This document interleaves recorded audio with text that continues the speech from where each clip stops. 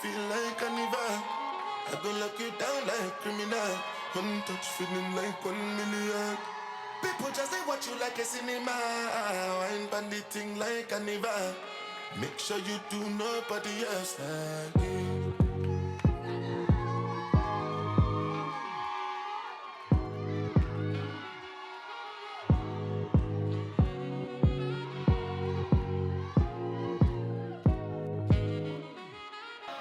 Hi everyone! How are you feeling? Yo, guys, I'm literally shaking right now. Like, Young and Branded is here! I'm so happy, I'm so excited that today has really come. I tell you, I had the toughest morning, but I'm so happy that today has reached. And I'm excited that our speakers are looking good. Do you agree they look good? All right. Now, ladies and gentlemen, I know you came here with so much excitement to learn, to share, to network. And I can promise you only one thing. The people you're going to hear share their stories today. I pray that their experiences will be able to start a fire in your heart, to brand yourself, to start your business, to begin your dream chasing, to begin your dream career. And I pray by the time you leave, you all be young and branded. Period. All right.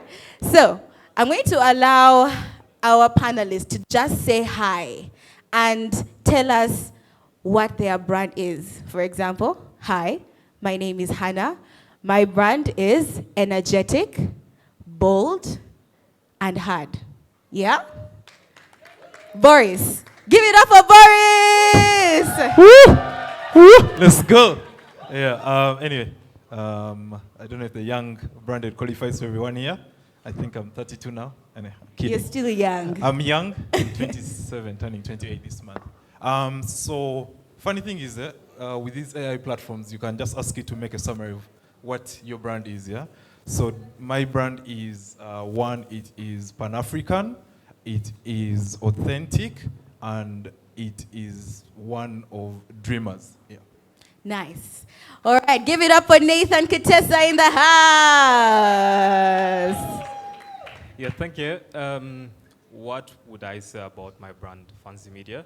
I would say it's visionary, it's beautiful, and I would say social change. That's what Social change, nice. All right, give it up for Linda Musiime. Hi, everyone. Yeah, it's lovely to see all of you here in this house today. Are we all excited? Okay, my name is Linda Musiime, and my brand is one that's authentic. I so highly believe in authenticity, confidence, and courage. Okay. Yeah. All right. Now, today's conversation is about building your brand with purpose and starting.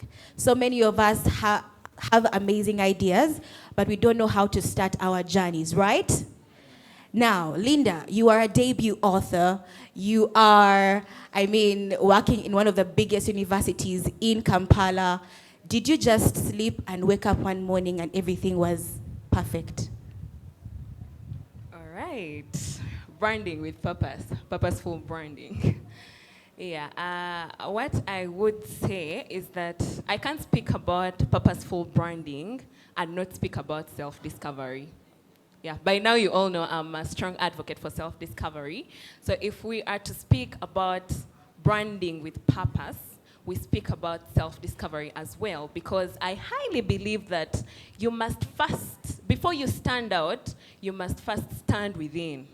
Are you able to stand within? Are you able to identify that person that you are, those skills that you're so good at, that talent that you know you're better than every other person? Yeah, are you able to identify where your capacity is? And now when you identify your capacity, we can start on purpose and purposeful branding. because you can't brand what you don't already have in place. So when we are there, then we can start to look at branding and taking this thing forward. You spoke about how if any of these things ever found me seated. No, they didn't. Yeah, and if I start to talk about my story and how I landed my job at Victoria University, I work as an e-learning officer in the office of the academic registrar in charge of Senate and exams at Victoria University. Yeah, and that was my second job. That's where you cut up. Okay. Yes, I joined Victoria University as an ordinary student. I see some of my, Joshua Caleb. Yes, I entered Victoria University as an ordinary student, but then I started to picture my exit, yeah? I started to look at what life was going to be like immediately after graduating. So I started to look for opportunities. How am I going to sustain my life after graduating? I didn't want to be one of those graduates that you get the paper, go home and see it. And it frustrates parents. They might not really tell us, but it frustrates them also. It doesn't just frustrate you, it frustrates parents as well. So in my search for a job and everything, I always stood out, yeah? And by standing out, I mean being visible. If you stay seated, no one is going to notice you. So don't stay seated, yeah? Linda, when you say notice you, do you mean plaiting green hair and wearing those, they're called those Kanye West shoes that look like rocks? Yeezys? Yeah, so you mean like wearing Yeezys and green hair? No. Okay, I'll get into that. I've told this story a lot of times. Hannah and I host a Twitter space. Some of you do follow it up. Every Tuesday. Yeah, where the Simply Speaking audience? All right, it's good to see you guys. Yeah, so I've told this story a lot, and I'll tell it once more for those that don't know it and are probably going to be hearing it for the first time. What I mean by getting noticed is, when I had just joined Victoria University as a student, I just looked at their platforms, social media platforms, Instagram, Twitter.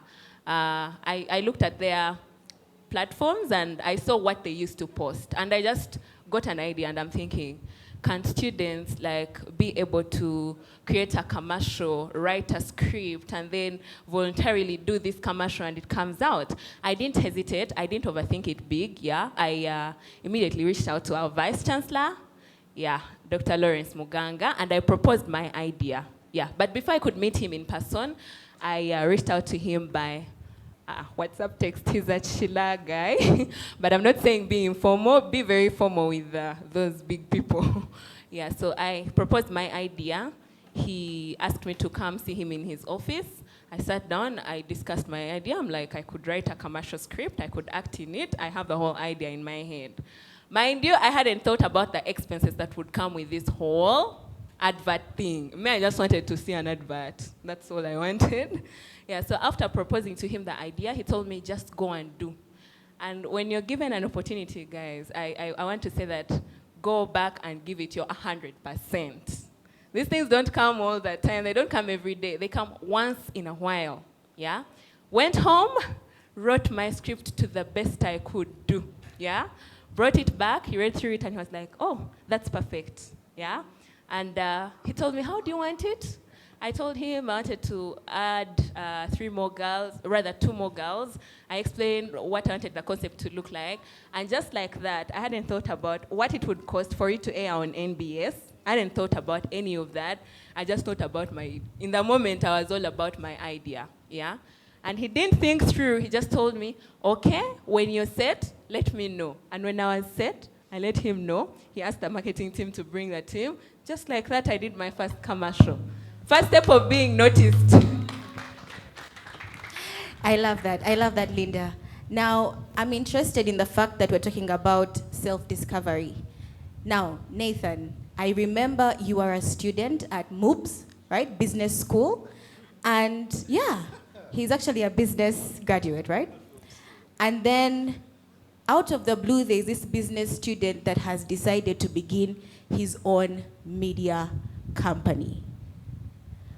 How did a business student decide to change track and get into the media industry? What did that self-discovery look like before you decided to change your brand to media? Okay, thank you. So, for the record, I've always been an entrepreneur at heart. I did my first businesses between the ages of 10 and 12. I used to make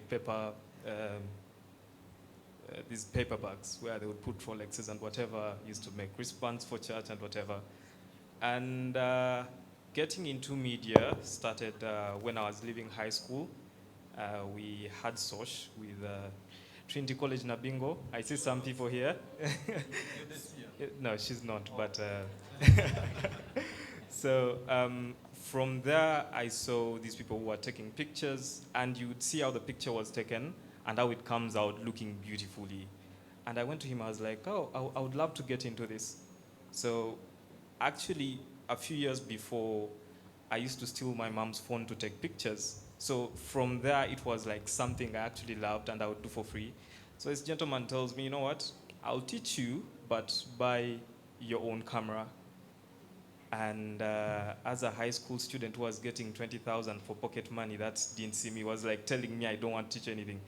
But I worked out a way, I got the money, I gave it to him, he got me the camera, and throughout my vacation, I used to go to the studio, learn for free, you know. They make you do a few tasks here and there, so that's how I get into media. At uni, I was still doing it, then yeah, that's how I get into it. Thank you. Let's talk about the free aspect.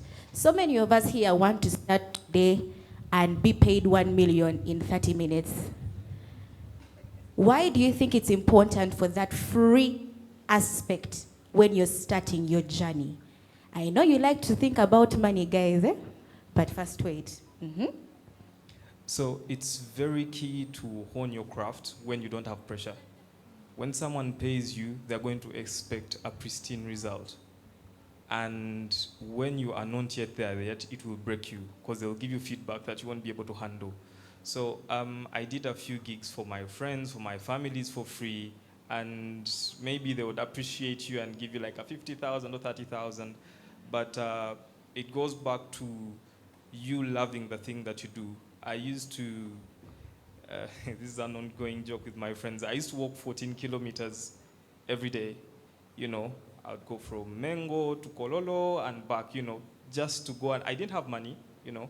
I would go sit in the studio and see what they're doing. Once in a while, if they make you carry the lights, you carry them, you don't mind. But then all of that was not paid. But then it builds you and builds credibility. And then when you get to the point where you're getting paid, you're comfortable with what you're doing and you can execute it so well. Okay. Borris, what was that point in your life where you decided to move from just normal Borris that nobody knows to the Borris now that we all know, right? So what was that turning point in your life that said, man, I need to stand out?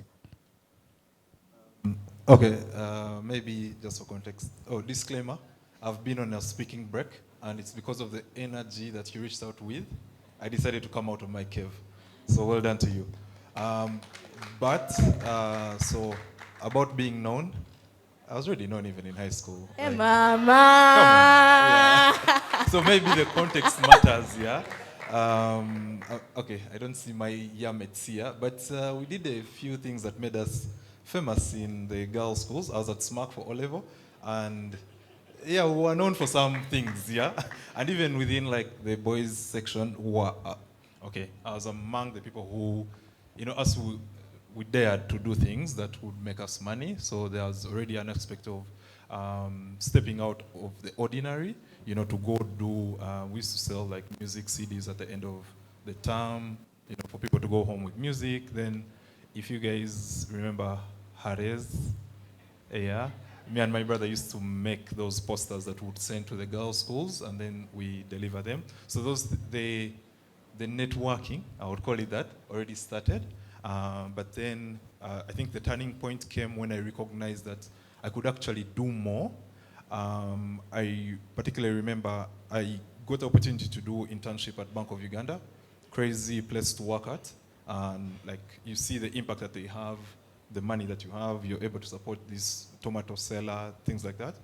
But then I was yearning for more because I could just walk into that office, that level, and I'm hungry. Like, what else can I do, yeah? And somehow, my brother Brian, founder of Tubayo, is doing this thing where he wants to take people to Mars. I'm like, hey, if I can... Like actual Mars? Mars? Which other Mars do you know? Besides the chocolates. But yeah.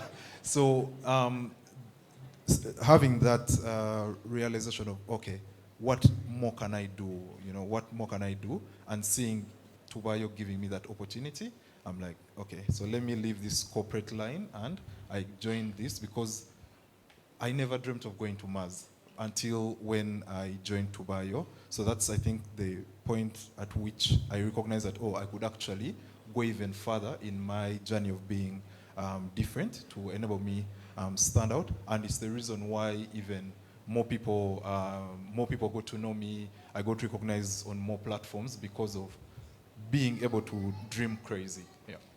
So let's talk about starting. What does it feel like to start? Is it scary? Is it easy? Is it, does it require you to have $1 million in your bank account? What does it mean for you to start your journey as an innovator, as a creator, as somebody that has Mars as their go-to dream? So it's definitely, it involves all those things that you've said, apart from having the $1 million US. How many guys have $1 million US? Please, I can. Some funding. Are you hiring? Some funding, Victoria. But yeah, attitude, yeah. So yes, it is scary. It is hectic. You don't know a lot of things. You don't know where to start from. They're telling you business plan. Business plans no longer work. You listen to this speaker, he tells you this. They tell you, you know, Bill Gates was lucky enough to be in the school that had the only computer. Like, things are a bit different. But what I love most about starting is it's very exciting that you have so much room to make as many mistakes as you can, and no one is going to scold you. You probably do not have a team that you have to pay at the end of the month. You're the only one. You know, entrepreneurs in the beginning, salary is a myth. We were interacting earlier. These corporate people have salary assured at the end of the month, but I don't remember having an assured month. So it's, you do not have people who are depending on you in terms of things have to work out, and you know, make the month end for them well. So having that atmosphere, I think, makes it really exciting. Because to be honest, it's so. Before I became a dad, I would, you know, live my life the way I wanted to. But now I have someone who is counting on me. So whenever I'm doing anything, I have to think twice, yeah? But now if you're starting out and you don't have all these dependents on you, no team, it's just you and your crazy vision, I think that's a very beautiful place to be. Because with that excitement, you try out X, you try out Y, you try out Z, and before you know it, you hit D, and it's the one that works. So you may not necessarily have the $1 million US, but I believe so much in unfair advantages. There is something that you have that other people do not have that you can capitalize on. So personally, I was lucky, very blessed. I tell my parents they're very successful because of the institutions that they took us through. Like, if I want this person in this position, I just have to ask in my class group, and there's someone who knows. So that I have that unfair advantage compared to someone who's probably from Isinjiro, you know? And now it's recognizing what do I have that I can take advantage of, and then I build off that. Yeah, but the scary bit, very normal. Not knowing what you're going to do, very normal. But look at the end of it, having that room for you to try out anything. Yeah. I like the aspect of the unfair advantage. And I think that's a very special way that God created us. There's something I have that you don't have, and there's something you have that I don't have. And that's why we have so many people in different career paths. Yeah. For me personally, I let people do their thing. Personally, I'm not a top-notch editor. I'll let the editors do their what? Their thing, because that's their unfair advantage. So accept it and thrive within your advantage. So, Linda, Is it too soon to start? Some of us want to start, but we feel, I'm still young. Some of us feel, I need to first spend 1 year in this job, and then maybe after 1 or 2 years, I'll start. And then 2 years pass, 5, 10, and you're still in that position. Is it ever too soon to start? Okay, that's a wonderful question. Okay, it's never really too soon to start. That's one thing I'll say. And when you're considering yourself young, I'll tell you that life is cruel. Life does not know you're young. Life does not know you don't know. It just expects you to figure it out, however way you can. Yeah? And it has lots of advantages. When you start early, besides building a brand, you're building a network. And networking is the most good thing that will happen to you at this stage. If I hadn't started the things I was doing, I would never have known Hannah, that's for sure. Because the way, how I was able to meet Hannah and connect with her, it was because of the things I had started to do. If I hadn't started to do the things I was doing, I would never have connected with her. I would just know her. We were in the same fellowship but I wouldn't know you like the way I know you today. Yeah, I wouldn't know Hannah the way I know her today. We wouldn't be doing some things together. But because we had so much that could bring us together, was an advantage on my end. So besides every other thing, when you start early, you build a network that aligns with the things that you're doing. Yeah? So don't tell yourself that I'm too young. Whenever you tell yourself you're too young, remind yourself the other way, that life is cruel and it does not know that you're young. And if you start early, the years to come will thank you for it. Linda, I want us to talk about your book, because I remember the first time you shared with me about wanting to start writing your book. You were telling me, there are all these things I have to pay, publishing, editing, all these things. Was there a time you felt like, maybe I'm still growing, I will start this later? Okay. Now my experience with the book, writing a manuscript is the thing I ever did. Because it doesn't require it requires consistency, but it's not hard. We all know it's not hard. Writing a manuscript and putting it together was the easiest stage of this book. Now, and I kept on telling Hannah that the things I found out after I had a ready manuscript, if I had found out about them then, I was never going to write. I kept telling Hannah that statement all the time, because tell me why I'm finishing this manuscript. I'm reaching out to publishers, I'm reaching out to editors, I'm reaching out to people that do typesetting, and they're telling me money that they literally know I don't have.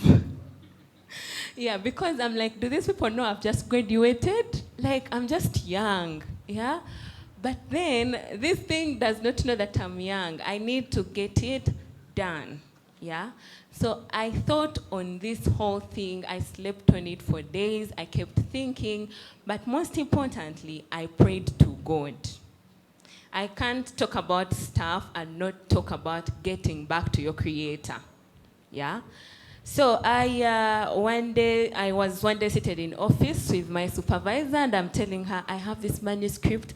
I reached out to these people, they told me, some people were telling me they wanted to charge me per word of that book, editing and proofreading only. Someone is charging you per word 300 shillings. Now imagine 1,000 words. Mathematicians, how much is that sum? 300,000 US dollars. Okay. You people, I shared with him, like, can you imagine? And my supervisor told me, how much do they need? I gave her the packages that I had received from my different publishers, but then I had gotten this specific one. So when I shared with her, she told me, I've given you 1 million. Start with that. And I can assure you that if I hadn't shared with her what I was sharing with her, I was never going to have a starting point. Now, her money made me accountable to her because anytime she would ask me how far. So now got me, that specific thing got me on my feet. First, I got accountable to her. Yeah, and I had her money. It kept on screaming in my ears, you need to go. Meanwhile, I need like 5 million to go. I have 1 at the moment. I'm like, ah. But where there is purpose, I spoke about purpose earlier. Where there is purpose, there is a way. And we published at 0 cost. And I did not, I did not have all of that money at once, but people gave me their money. And I realized, it helped me realize that people would rather support a cause than support you as a person. Like, Hannah, I'm just giving you this money for free. But when you have a cause you're up to, people will give you their money. Start. God will facilitate. I also remember when I told my family that I wanted to do this event, and then I had this whole big budget before me, and I was like, I don't have this amount of money in my bank account. But once I started and put out the flyer, things actually started to work. I remember Amanya Stewart, he's not here. Once I put out that flyer, he just sent me 150,000, just like that. Because people support causes and not you as an individual. Nathan, let's talk about standing out in a noisy world. You are in media. You're doing photography, videography, but now we have content creators that are coming for your job. In your space, how have you been able to stand out and say, yes, you can have a content creator, you can have a netizen to come to your event? How have you ensured that your brand stands out in such a noisy sector like media? Thank you. So I'll lean back on what he was saying, unfair advantage. Each one of us has an unfair advantage in comparison to another person. So starting out was a little tough because, you're taking pictures. Anyone can take a picture, Now smartphones are around. There are very amazing brands out there. But then it goes back to looking in and see what you can do differently. So of late, we have been doing a lot of work with non-profits and corporate, and it's not easy because they will ask you for a lot of things, right? You'll be there looking through a list of the things they want. They'll tell you they want PPDA, they want this, they want that. But then the beauty with starting early is that you get to figure out these things one by one. We registered, we got registered around 2020. So now you know that it's off the list. Then following year, you collect another thing, so that when it comes to jobs now like that we've been trying to chase, you can get them without having to break the bank. So what I would say that has helped us stand out is definitely going into the sectors that some people I would say in media are avoiding, because you'll find doing this kind of work requires a lot of requirements, and when the list comes out, like on a big job, only 5 people have put in the requirements and 2 have qualified. So you find it's a 2-horse race, and that gives you an advantage over the others, because now you're not only getting work of word of mouth and people who are recommending you, but you're also getting it in other sectors that people are avoiding. I find that very interesting. So in the field, so many people are avoiding that kind of work because it's hectic, but you've decided to take it on. How is it going so far? Do you think it's working out for you, this unfair advantage? Yes, it is working out, because that's why I'm here, probably. That's why. Oh, okay. But also, for example, he said unfair advantage. I don't know what you have against the people of Isingiro, but Isingiro. He's from Isingiro. But I'm glad you didn't mention Masaka, because we usually get a lot of hits on that. But usually the circles that you keep yourself in, I was lucky we were under the same Brothers of Christian Instruction. I went to St. Henry's College, but then more often than not, you need someone and you just reach out to the group, and then they're like, oh, I can get you this, I can get you that, I can take you to this person. So always try to identify that thing that will put you apart, and definitely you will be set apart. All right, they're already telling me about time. But Borris, before we get into our small game called Young and Branded, but what was that branding powerful move that you made to change everything for you back at Tubayo, but also at Republic? Okay, maybe let me supplement what you had said, yeah, about standing out. So this is a hack that I'm going to share with you guys. Huh? If you want to stand out in Uganda, if you're running a business, just do the right thing. You'll be different from majority of the businesses. What do you mean right So thing? the right thing means Taxes. be compliant, yeah. Have the right structures in place, have a company bank account, all those small things. To you, they're going to sound small, but trust me, people will come looking for business, and then you'll tell them, present your 6-month bank statement. Guy brings a personal bank statement, or you're already way ahead, yeah? So do the right thing, because so many people here are not doing business the right way, and that actually puts them off. So if you want to stand out, do the right thing, be compliant, organize yourself, because that will make you very different, yeah? Yeah.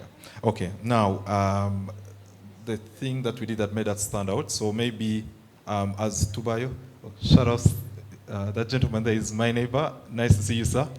I thought I was incognito at home, but someone here now knows what I do. Okay, so at Tubayo, one of the things that made us stand out, I remember with COVID that was happening, we looked for ways. So one, we were building this business, and the young people are the ones who received us, yeah? At university, these people were depending on pocket money from their parents, yeah? Then right after university, they started doing their small businesses. Now remember, these are the people who have received us, and the money was previously coming from their parents, but now they're independent, so they're running businesses to make some extra income. Now COVID comes, there's no more free movement, things like that, and we had built a social media platform with quite a huge following, yeah? Now, we asked ourselves, how can we support these business owners to enable them make some extra income so that they bring this income to Tubayo at the end, yeah? And we did a 90-day campaign where we would advertise at least a minimum of 3 businesses every day. And trust me, it was crazy impactful. It was really hard, but seeing the impact it created, that's how even the physical Tubayo Market Day started. And that changed how businesses were advertising, and even the young people's narrative to business, because finally they had a platform that believed in them and they could come and promote themselves. Then second, we were consistent until when I left, that was last year in March. For like the past 4 years before that, every day on a daily basis, I would make sure I promote the service. I would put it out there, no matter the cost, no matter what no matter how I'm feeling, like whether today there's no motivation or what, I just put up, guys, we are going to Mars in 2030. Join the bandwagon, book this experience here, book this home. The consistency really came through clutch, because that way the brand was in people's mind, and we were so lucky that we were building this alongside the young people. So we grew with them. And now, with Land Republic now, if you're looking for an Airbnb around in Tinda, please hit me up. If you bring me business, I give you 10% commission. It is instant. I don't ask you many questions. I just ask you, Eleta Manyachi, and I give you your commission. So now, because I was in that B&B space, what I'm doing different now is I'm like pushing the brand in a relatable way, because I know what the guests be looking out for. They want things like internet, they want workstations, they want to know, can the home host 10 people, things like that. So pushing it in a very relatable way and using platforms that they use a lot, yeah? Like TikTok and social media. You're not going to find me posting the B&B on LinkedIn. Victoria, I'm sorry. But because I know my audience is on TikTok and Instagram, I'm using those platforms and pushing it consistently. Yeah. Consistency. Let's give this to Linda. Let's give Linda this. So we're going to play a game called Young and Branded, but, yeah? So you're going to rate, yeah? You're going to rate the but. So if you support the but, you show us the young and branded side, yeah? And if you don't support the bat, you show us the white end behind. So, they are young and branded, but they feel they are doing too much. That's me though. No, you're supposed to show them, not me. Yes. Why? Why do you think so? They're young and branded, but they feel they are doing too much. First of all, you're never doing too much. Yeah? You feel it, but it's not true. You're not doing too much. So I completely disagree on this. Yeah, just keep doing. And when you're up there, no one will even ever remember you did too much. Just do your too much. Has anybody ever told you you're doing too much? Yeah. How did that feel? How did you confront them? Did you give them fire or you ignored them? I just hate the aspect where they say, you're doing too much, no one will marry you. Ladies, is that true? Men, do you even consider that? No. So I get that a lot. They're like, Linda, you're doing too much. The moment you have that master's paper, men will fear you. They won't come. But I don't believe in that. Guys, everything is possible. We serve a living God. Yeah. All right, Nathan, you're next.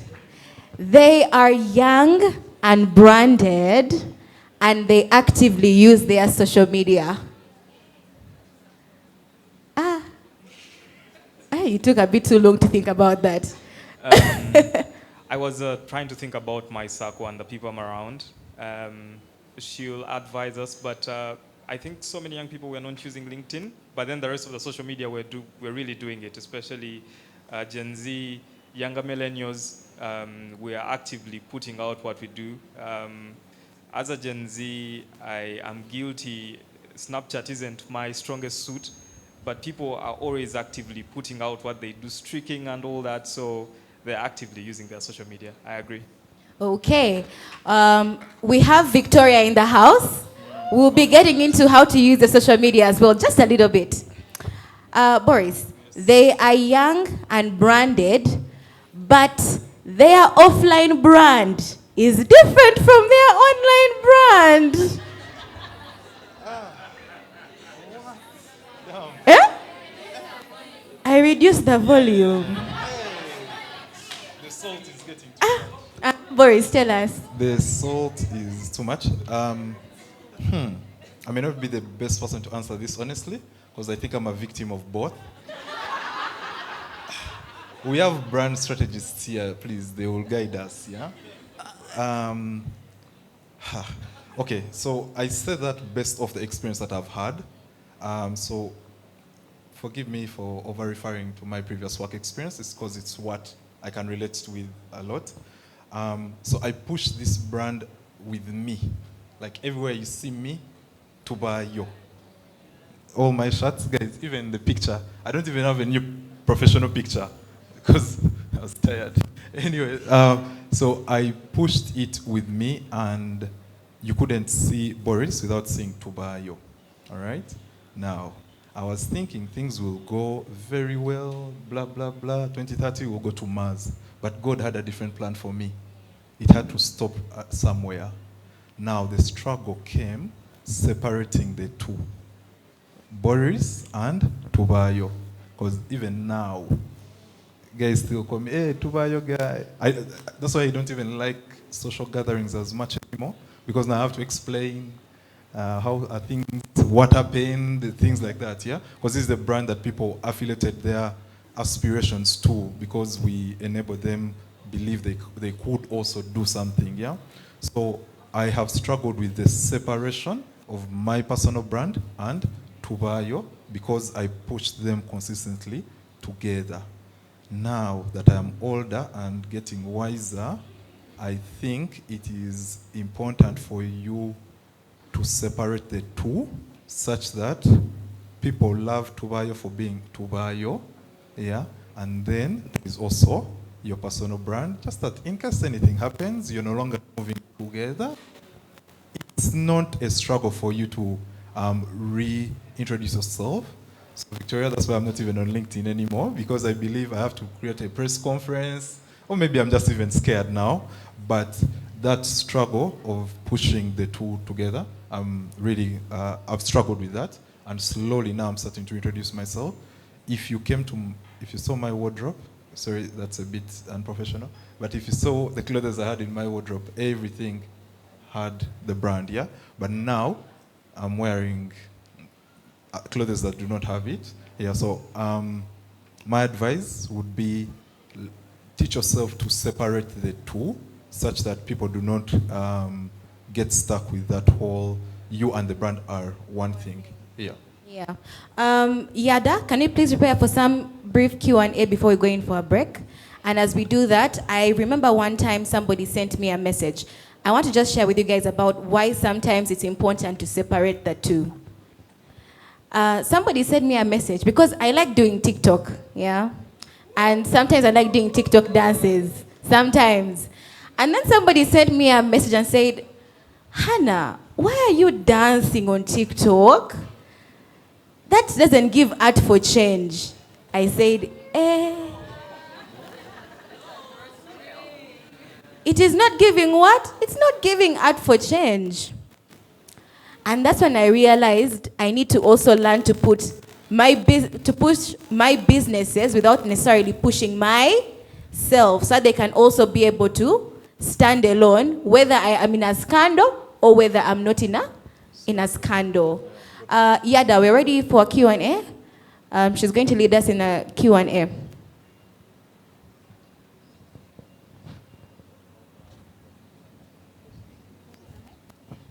Okay, before we do that, a round of applause for our panel and Hannah as well.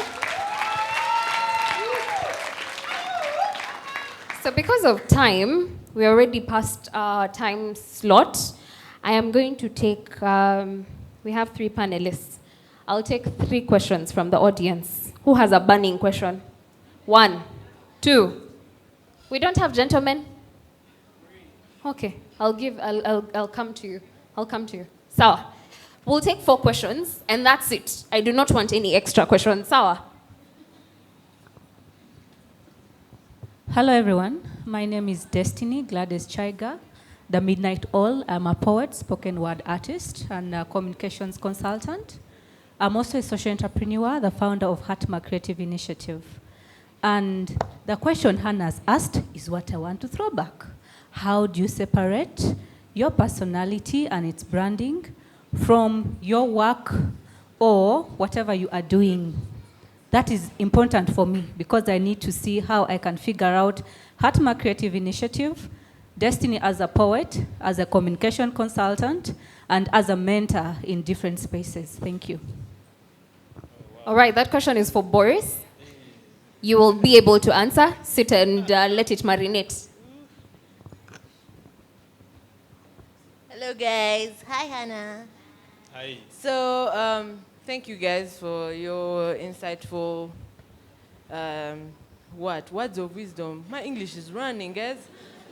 So my question, I like yapping, those who know me, but I'm going to ask Linda a question because I had an idea when I was mob suffering in high school to write like a memoir kind of book, but I was like, will people read this thing? It seems too white. So I was like, how exactly did you start? Because you told us about writing the manuscript and what, but like what sparked the idea in your mind and what made you think, I need to do this now and like now or never? Things like that. Because, I want to judge people. Someone might be there suffering and thinking they are the only one who passed through Joginsa and is still alive. But I'm here and I can smile or pretend to, okay, bye. I hope you're not pretending to smile right now. You're genuinely smiling. Okay, Kylie. Linda, I hope you got your question right. Yes. Hi, Hannah.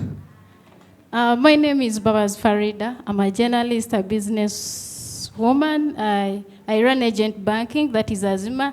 I have Spark company. We make liquid soap, bar soap, shampoo, among others. So here is my question, Anna. So Linda has mentioned that we are not doing a lot. We should keep on doing. So I'm 23 years old, but the things that I've done are even above my age. Now finding myself was a problem. Here's where my question is. Just as I was doing media, I was a radio presenter with Radio Budu. But you could find me, I would do radio adverts, you could find me in production, you could find me in morning drive, so it was really hard for me to find myself. And at a certain point, I was really asked, what do you really do? Which program do you really do? What are you based on? So I was like, I can do this, I can do this. So people used to tell me, you can't do everything, and that's right. So here's another question. We are doing a lot. There is something that I learned about Mrs. Victoria Nyanzi. She has never met me. This is my first time. I used to do journalism a lot. I wanted to put my business out there about agent banking, liquid soap. So here is the problem. We put our business on social media. But do you know that at times you confuse your followers? Today you're an activist, because I'm an activist as well. Today an activist, you be like, yo, we are doing this and this. The next day they say, please come and support me. I do agent banking. We can bank on all banks. Then after you come and like, hello guys, I can train liquid soap. I can do this and this. Because I want to brand myself. I want to put myself out there. So this is the biggest challenge we are facing. Everywhere, we are almost everywhere. Thank you so much. All right, before you sit down, turn around. You see that gentleman over there? Abbas, wave. Do you see that gentleman over there? Before you leave, talk to him. So Abbas is the CEO for MCI and founder. So you get to talk to him because Hannah has been in the fellowship, MCI. I've been there as well, Ishak, Joshua. So many people have benefited from it. And all the things that you're talking about, he might be able to guide you appropriately. Was that question for Linda, for Nathan, for Linda? 2 questions for you. And our last question. All right, thank you. My name is Moses Erunjoji. I'm a journalist, I'm a photographer, and a media entrepreneur. My question goes to Nathan. We all understand branding takes time. Yeah, it takes a lot of sacrifice for you to establish yourself as a renowned brand. My question, however, comes in how you transition from being known as the Kampala photographer to a whole media house, fancy media. Exactly. Clients want to see you on set. The moment they don't see you, they start complaining. And it beats my understanding. Apparently, I'm trying to step into something bigger because my brand, I believe I'm at least somewhere with a personal brand. But then now, how do you establish yourself as a broader, brand? Exactly. Now we go to the answers. Do we do ladies first or? Thank you so much for the question. I was getting worried. Maybe my words were too clear. No one wanted to ask me anything. But so, how to establish yourself as a brand? It goes from the way you're working to the systems you're setting and the way you're communicating. Now, first of all, for example, someone calls you and they're like, oh, how about this date, on that date you don't have anything, but tell them, oh no, let me get back to you in 5 minutes. Call them after 5 minutes. Tell them, oh, we don't have anything on that date, but you know what? We can work. Then 2, someone reaches out, start doing things the formal way, invoice them. Even if you are as an individual, tell them you are a team, They reach out to you, they're like, oh, we want to do this. They're like, okay, let so and so handle it, or B, C, and D. Create a WhatsApp business. Reach out to them there so that it gets dissociated with you and they know that you're working with more than yourself, but you're working with other people. And then in that way, they can get to pay you more, and it gives you the liberty to also hire other people to do what you have been doing. I don't know if that answers your question. Thank you.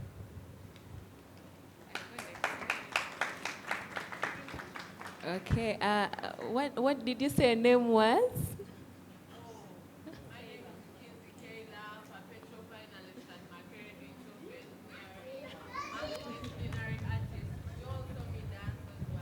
Yeah. All right. By the way, you're so lovely and fun to hang around. You already look fun to hang around. So I'll start with you by answering what you asked about. Yeah, you asked about writing. When did I know it was the right time to write? Before I started writing, I had talked to Hannah about it. I'm like, Hannah, I need to write. But I was serious. That was before I even graduated. I had always loved, you asked what inspired me. I'll tell you what inspired me. Growing up as a young girl, I always thought about impacting people. Yeah, I always wanted to touch people's lives. And the only way I could do that was through public speaking, and it was also through writing. Yeah? So when did I know it was the right time to start? There is no way I could tell you I had an indicator that told me this was the right time to start. I was just there. The idea was overwhelming me, and when you get ideas, I would advise you implement them, because when you don't implement them, the excitement wins, guys. The excitement won't stay the same like when you had first thought about it. So when I thought about it, I started. I told myself, what do I also highly recommend, by the way, consulting. Before I started to write, I reached out to one of my mentors, yeah, and I proposed to him the idea that I had in my head. I'm like, I want to write. Initially, I'll tell you, I wanted to write about personal branding. But then when I reached out to Dr. Lawrence Muganga, and I told him I wanted to write, he asked me, what do you want to write about? Not because I had direction, I didn't. I won't even lie to you about that. He told me, what do you want to write about? I told him I wanted to write about personal branding. This was his statement.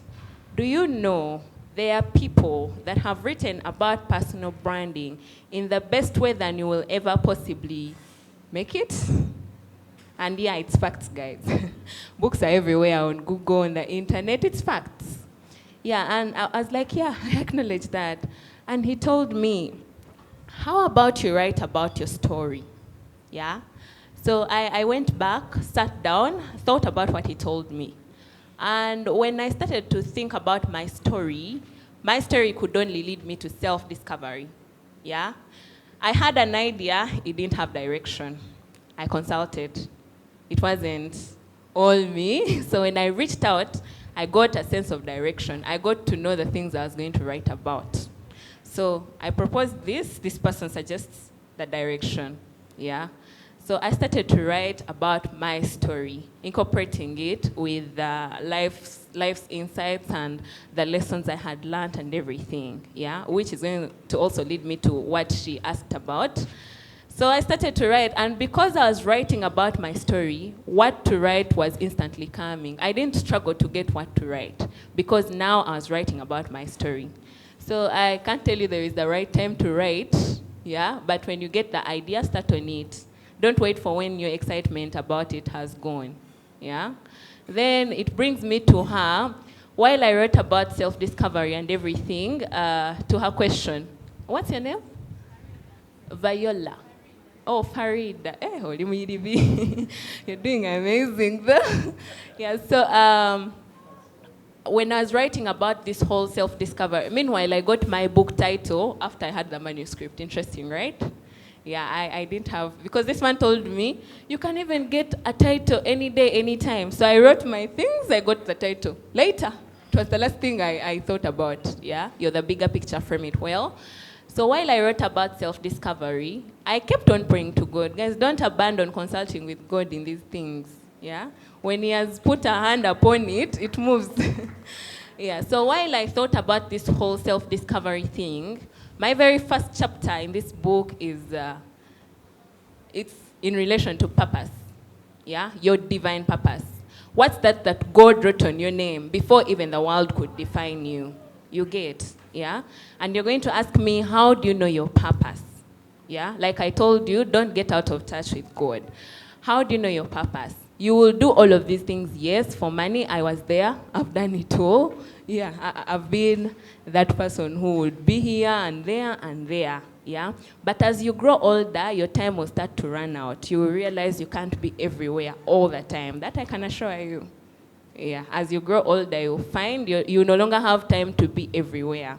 How are you going to be able to know your purpose? First of all, our sole purpose in this world, why we were created, the biggest reason why we were created is to make known the word of God, to make known the name of God. You get, yeah? So if what you're doing is impacting other people, yeah, it's fulfilling your heart and serving God. It gives you peace. You don't struggle, yeah? I can assure you you're doing what you are meant to do. How are you going to tell you're doing what you are meant to do? There will always be traces. There will always be marks of those things that you do like second nature. You don't struggle. Like while every other person is struggling, like, I can't stand before people, I can't speak. For you can just speak before people and speak. You get, yeah? You will always know. I told you I was writing about my story. When I was younger, from primary school to secondary school to campus, there is this one major thing I always found myself doing, and that was speaking before people. I enjoyed addressing audiences. I enjoyed standing before crowds. I enjoyed being in discussions and taking the lead, yeah?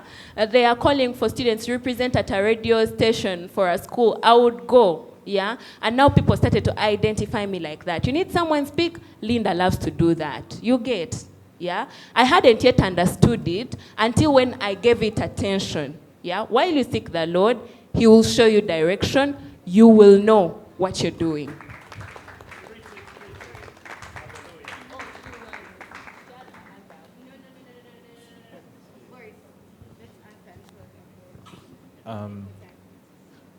Where is the brand person? To be honest, I am also trying to figure that out. Where's the lady? Hey, what's your name?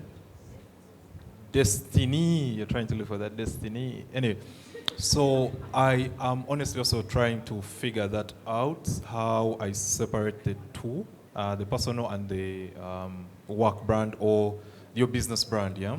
But obviously, some simple things that I've seen is what platforms are you using to push? Because brands use platforms to like speak, and that gives you direction on like what should you use, yeah? So simple things like, do you have your own individual social media platforms that are separate from the ones that your business uses? Because like on your personal page, which could be like WhatsApp or even like Instagram, you will find that you can dance on TikTok on your personal one, but then when you are doing for the young and branded side, you're not going to dance in Diwa, right? Oh, okay, nowadays you can, to get the views, but when you have the separate platforms, it's going to direct you on what content can you put this side and what content can you use this, can you share on this other arm, and even the other things that you do, like maybe if it's a Saturday, you're not in your company uniform, and during the week when it's the 8 to 5 when you're working, there you are representing in your full combat. Because just like we see these army officers, when it's time for all of them are dressed up in their uniforms, but then when you go to visit them on the weekend, they are dressed up in like casual wear, right?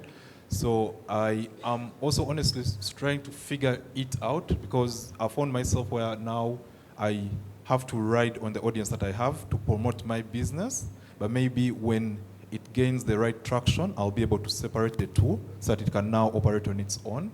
And hopefully with more conversations like this, engaging with more brand strategists, luckily you can even get one on AI now, but through that you can get more practical ways on how you can separate those two brands. Yeah, those are my 2 cents.